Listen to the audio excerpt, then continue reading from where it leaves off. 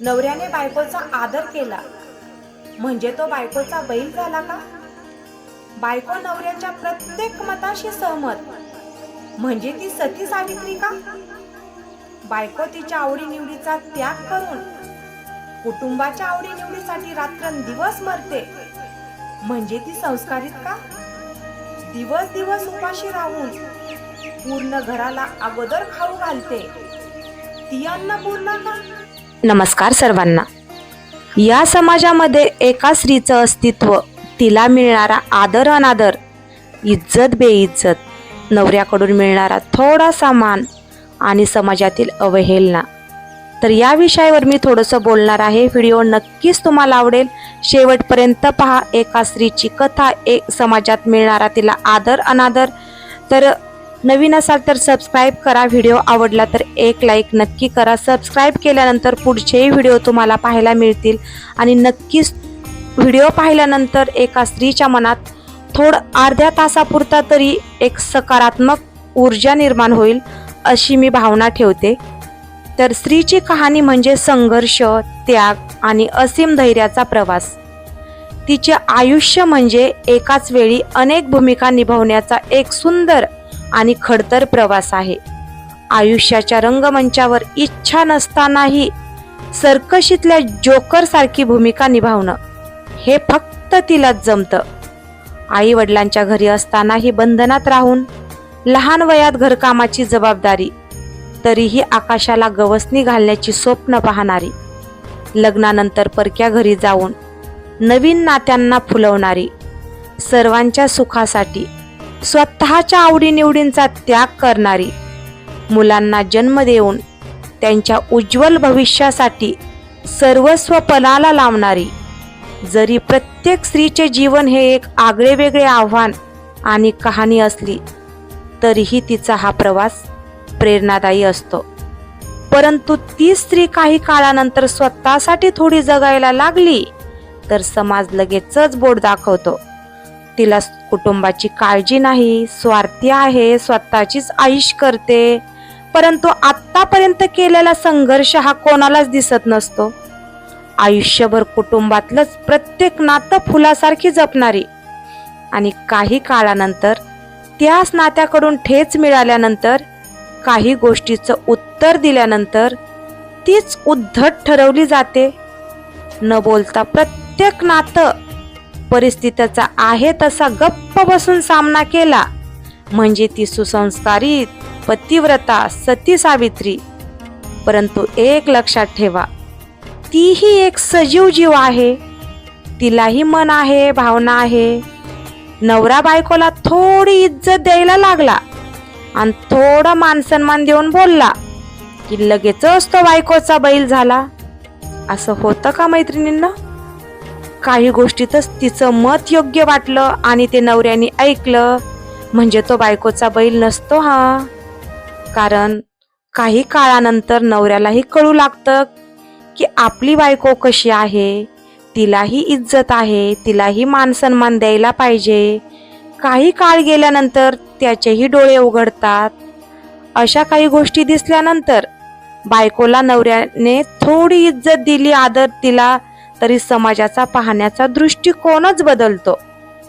परंतु असं नसतं हो. प्रत्येक स्त्री ही आपली आई असते, बहीण असते, मुलगी असते. प्रत्येक वेगवेगळ्या नात्यामध्ये ती गुंफली गेलेली असते आणि तिला मान सन्मान द्यायचा हा आपल्या हातात असतो.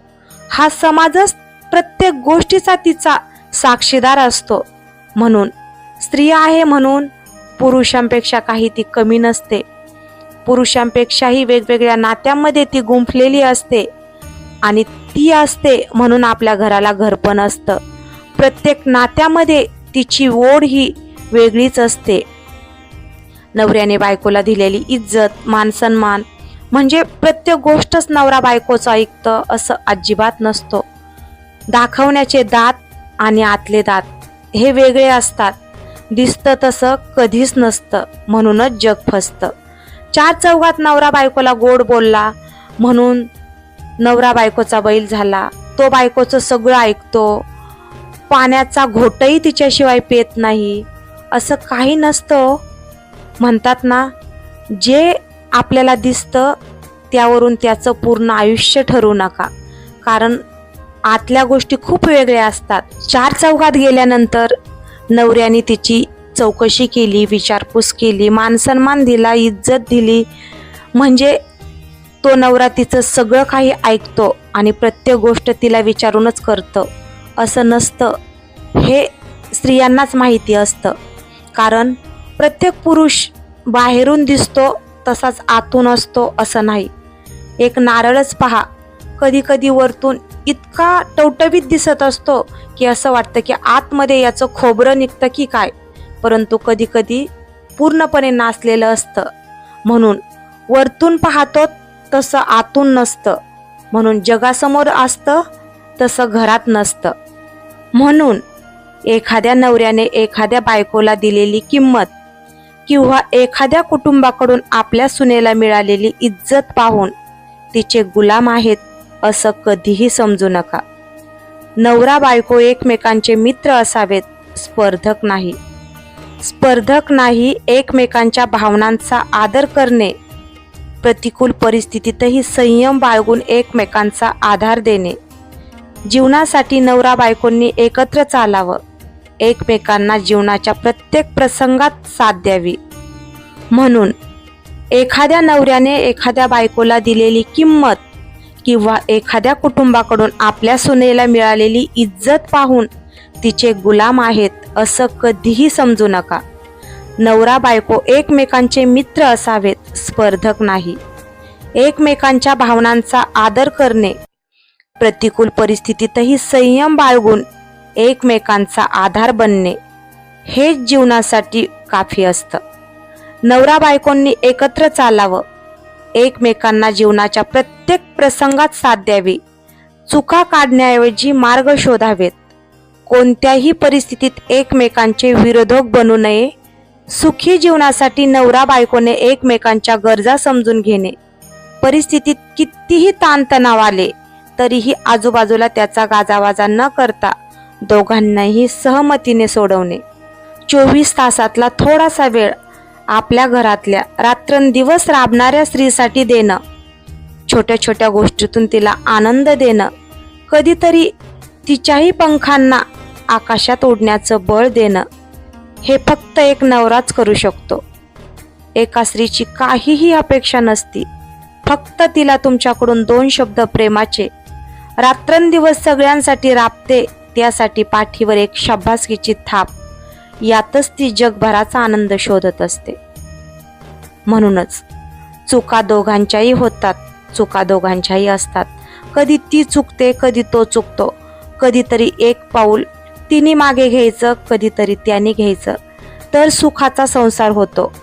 तुम्ही करून राहिलं तर शेवटी ताणतणावच वाढतो. जगाचा विचार करण्यापेक्षा कुटुंबाचा विचार करून राहणं कधीही योग्य, कुटुंबासाठी जगणं कधीही फायदेशीर. म्हणून आपलं घर, आपला संसार, आपला परिवार आणि आपले आईवडील पहिलं यांना स्थान द्या, यांचा विचार करा. जग काय पायानेही चालून देत नाही आणि हातानेही खाऊ देत नाही. म्हणून स्वतः खुश राहा आणि आपलं कुटुंबही सुखी ठेवा.